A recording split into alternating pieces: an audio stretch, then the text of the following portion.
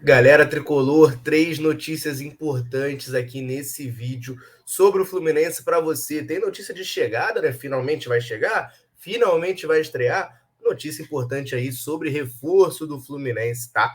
Também temos uma notícia sobre uma possível saída. Sai, não sai? A gente está nessa indefinição, a gente quer saber e temos um novo capítulo aí nessa novela, assim como uma nova novela parece se desenhar aí no horizonte do Fluminense, falando da permanência ou não, né? De um jogador que tem se destacado nas últimas semanas aí pelo time do Fluminense e tem muito apoio, tem muito carinho do Fernando Diniz, técnico do Fluminense. O que vai acontecer? O que não vai acontecer? É isso que eu vou tentar te contar aqui nesse vídeo, então fica comigo até o final para você ficar muito bem informado sobre o Fluminense e tudo que ocorre lá no Reino do Laranjal, tá certo? Antes de partir para o assunto do vídeo em si, eu quero só pedir o seu like, meus amigos e minhas amigas, que não tem noção do quão importante é o botão do joia aqui para o YouTube, o algoritmo do site, a ferramenta aqui, valoriza muito essa métrica que é o joia, então eu peço aqui encarecidamente que você que está assistindo esse vídeo deixe o seu like, vai ajudar demais a gente a fortalecer nosso trabalho aqui, trazendo notícias, análises, debates, lives, oportunidades de mercado, tudo o que for relevante sobre o Fluminense Futebol Clube para você, tricolor, ficar o melhor informado possível, tá certo? Conto com a sua ajuda, conto com o seu apoio, deixa o joia aí no vídeo e vamos lá partir para a notícia, né? Porque tem uma pequena novelinha aí, né? Uma novela, na verdade, sabe quando tá rolando aquela novela das 9? Tem a novela principal, que tá todo mundo focado, assistindo, e tem uma novelinha paralela que tá rolando, a galera não tá dando muita atenção, mas tá rolando. Tem alguns lá que acompanham essa novela, ela tá rolando, ela existe. Então, é mais ou menos isso que acontece no Fluminense, né, cara? E a novela que eu falo aqui é a novela Matheus Ferraz, né? A gente viu aí alguns capítulos se desenvolvendo, né? Matheus Ferraz, que a gente sabe, né? O histórico dele no Fluminense, acabou tendo aquela renovação bem contestada ali em 2021, um contrato ainda até o final desse ano, de 2022, e tendo um aumento salarial, foi muito criticado pela torcida. A gente aqui na Central, na época, criticou bastante, né? Critica sempre que tem oportunidade também, tá? E o Gabriel Amaral trouxe a informação de que o Matheus Ferraz está machucado, né? Quando o David Duarte não pôde atuar lá contra o Atlético Paranaense lá em Curitiba, a gente também estava sem o Manuel, se eu não me engano, suspenso. E aí, ou era o Nino, não lembro, um dos zagueiros estava suspenso. E o David Braz estava voltando de lesão. A gente ficou sem zagueiros para atuar. O David Braz acabou atuando mesmo que meia bomba, né? Mesmo que ainda machucado, acabou até falhando no gol. E a gente ficou sem zagueiro para ir. Foi um dos dois, foi Nino ou Manuel, não lembro agora qual dos dois estava suspenso. Eu acho que era o Manuel que estava suspenso, tá? E aí jogou um dos zagueiros. Não, era o Nino que estava suspenso, era o Nino. Jogou Manuel e David Braz, e na reserva ficou apenas o Cipriano, que é do Sub-20, Sub-23. Nunca jogou pelo profissional, acabou tendo que ser relacionado, e que o Matheus Ferraz não foi, né? E aí o Gabriel Amaral revelou a notícia de que o Matheus Ferraz estava machucado e o Fluminense havia omitido essa informação. Então fica aí, ficou, né, depois disso, a possibilidade do Fluminense ser obrigado a renovar com o Matheus Ferraz, porque não pode dispensar o jogador com uma lesão, tá? E a Netflix traz um novo capítulo, tá? Dessa novela. Situação de Matheus Ferraz só será definida em outubro, né? A gente está aqui agora no final de setembro, vai ficar aí para o mês que vem, tá? Aí vem a notícia aqui, ó, o zagueiro Matheus Ferraz, que tem apenas um jogo pelo Fluminense nessa temporada, deve renovar seu contrato com o clube. Isso porque o jogador sofreu uma lesão no ligamento cruzado anterior do joelho esquerdo e precisou passar por uma cirurgia. A situação, porém, está longe de ser resolvida. Embora não exista problemas entre o jogador, seu staff e a diretoria, as conversas em torno da manutenção obrigatória do vínculo estão acontecendo aos poucos. Netflix procurou o agente do defensor Nilson Moura para falar a respeito do tema, mas ele preferiu não se manifestar no momento. O contrato do atleta com o tricolor chega ao fim de dezembro, mas sua recuperação deve demorar pelo menos uns 6 meses. Dessa maneira, a tendência é que o defensor tenha o vínculo prorrogado até se recuperar.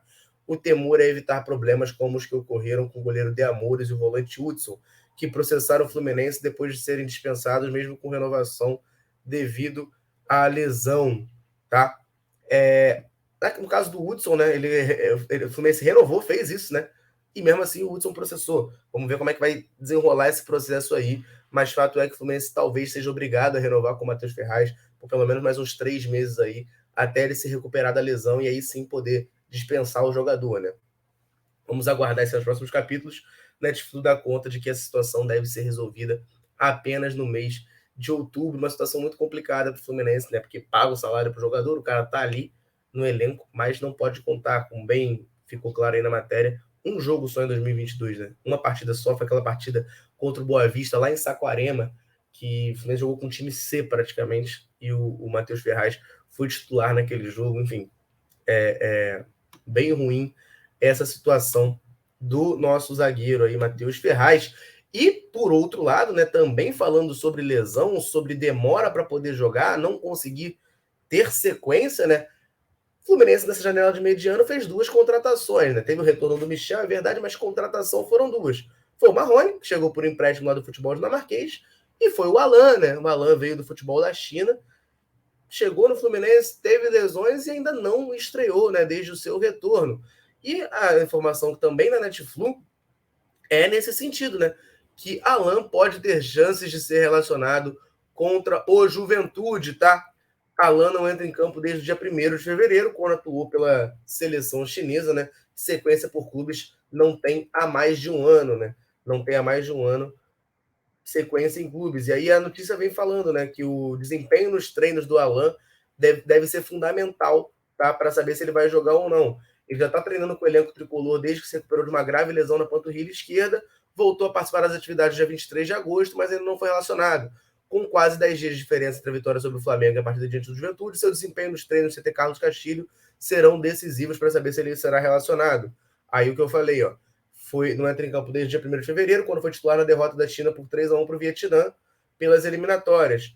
Desde então, teve uma lesão no tornozelo da panturrilha, o que atrapalhou a reestreia pelo Fluminense. Aí aqui vem falando, né, do passado dele, né, da primeira passagem, 88 jogos e 26 gols.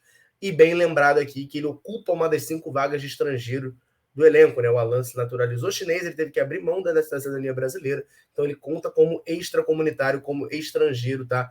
No futebol brasileiro. Então é isso, né? Alan tá aí disponível, pode ser relacionado. Já tinha saído essa notícia lá para a partida contra o Fortaleza, acabou não sendo relacionado, não foi relacionado de novo na Copa do Brasil, ele não poderia ser de qualquer forma, não foi relacionado no Fla-Flu, e agora tem essa chance aí de ser relacionado, de fazer sua reestreia contra o Juventude. Vamos aguardar isso nos próximos capítulos, né? Fato é que o Alan deve estar muito sem ritmo de jogo. Já disse isso aqui no canal várias vezes, o Daniel, meu companheiro aqui, também já disse algumas vezes. Eu, particularmente, só conto com o Alan para 2023, tá? Acho que agora em 2022 ele pode até entrar um jogo ou outro ali para tentar ganhar um pouco de ritmo, para ter a reestreia dele ali, mas eu só conto com o Alan para o elenco do Fluminense em 2023, porque muito tempo sem jogar, lesões aí atrás de lesões, enfim, não deve estar na melhor forma física e talvez nem na melhor forma técnica, tá? O nosso chinês, o nosso atacante chinês, Alan, que voltou, né, trazendo muita felicidade para a torcida tricolor, mas até agora não conseguiu reestrear pelo Fluminense. Será que vai ser contra o Juventude? Enfim, vamos aguardar para ver. E enquanto eu vou trazendo a terceira notícia aqui, eu queria só reforçar o pedido do like, tá? Você que chegou até aqui no vídeo e não deixou o like, dá essa moral aí que vai ajudar muito o nosso trabalho aqui no YouTube, trazendo as principais informações do Fluminense para você, tricolor, ficar muito bem informado, porque falei que era possível saída, possível chegada, né? Enfim, a estreia do Alan e uma possível permanência ou não, né? É isso que a gente vai debater aqui, porque também, mais uma notícia aí da Netflix, aí, ó. Agora vai com o contrato até dezembro, Natan volta a se firmar com o Diniz no Fluminense, né? Meteu gol contra o Flamengo, o meia Natan entrou muito bem contra o Corinthians, né? Até ser deslocado para a lateral esquerda, ele estava bem na partida, mas, como é bem lembrado aqui na matéria, ó, a opção de compra do jogador é de cerca de 5 milhões de euros. Um valor muito alto, aí cerca de 26 milhões de reais, valor que o Fluminense teria que desembolsar para ter o Natan em definitivo. Bem lembrado aqui, né, que ele começou como titular no início da passagem do Diniz, mas perdeu espaço e agora parece estar voltando a recuperar o seu lugar no elenco, né? Entrou bem contra o Corinthians, entrou bem contra o Flamengo, metendo gol. E aí o Diniz falou aqui sobre ele, ó.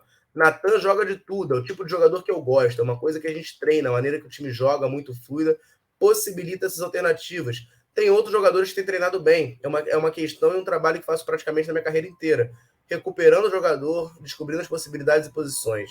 Todos que estão ali têm chances de virar titular. Em determinado momento, algum jogador pode não estar bem e depois melhorar. Natan, quando cheguei, era um jogador extremamente criticado, ele entrou bem de novo, é um jogador dinâmico, disse Fernando Diniz, né? E aí a notícia que a Netflix lembra que ele chegou a ser cogitado, né? Em outras equipes, chegou a ter um papo de internacional, acho que até do Grêmio, de olho no Natan, mas como ele já tem mais de 7 jogos, ele não poderia, né? Agora a janela tá até fechada, né? Mas ele logo completou 7 jogos ali pelo Fluminense no Brasileiro e não pôde, né? Sair e acabou ficando aqui no Fluminense, ganhando algumas oportunidades. Foi o primeiro testado pelo Diniz, né? Ali na vaga do Nonato, quando ele saiu para o Ludogorets, lá contra o Atlético Paranaense, em Curitiba, é o jogo que eu citei aqui, que foi onde que surgiu essa polêmica toda do Matheus Ferraz. O Natan jogou como segundo volante ali ao lado do André, né? Foi o primeiro testado ali pelo Diniz na posição. Agora, vai ficar, vai sair? Eu, particularmente, né, acho muito difícil que o Natan permaneça para 2023, tá? Fizemos um vídeo aqui no canal, eu junto com o Daniel, falando sobre uma possível barca do Fluminense para 2023, né, jogadores que podem sair, que não devem ficar, e a gente colocou ali, a gente foi unânime em dizer que o Natan é um dos jogadores que muito provavelmente não deve permanecer por conta dessa opção de compra alta, tá? A menos que o Fluminense consiga, numa negociação com o Atlético, um novo empréstimo, ou comprar o Natan por um valor muito abaixo, ele não deve ficar assim, ele não fez nada essa temporada que justifique 26 milhões investidos nele, tá? É um jogador que mal não foi nem titular, né? Não conseguiu se consolidar como titular, foi titular em uma partida ou outra, entra no segundo tempo agora, começou a entrar, a gente tá falando de 2, 3 partidas aí que ele apareceu no time, mas não tá conseguindo ter essa sequência, não tá conseguindo ter essa boa prestatividade, vamos botar assim, pelo Fluminense. Então, acho muito improvável que o Fluminense faça grandes esforços para manter o Natan, que lembramos, né? Tem um salário alto, cerca de 500 mil mensais aí, que o Fluminense paga a ele. Então, é muito para a produtividade que o jogador tem hoje no time do Fluminense, tá certo? Mas é isso, meus amigos. Essas foram as 3 notícias. Eu quero saber agora a sua opinião. Deixe nos comentários. Primeiro, tá esperançoso em ver o Alan em campo pelo Fluminense de novo? Pode ser aí contra o Juventude. Você manteria o Natan no time para 2023? Você tentaria comprar o Natan? Tentaria uma negociação?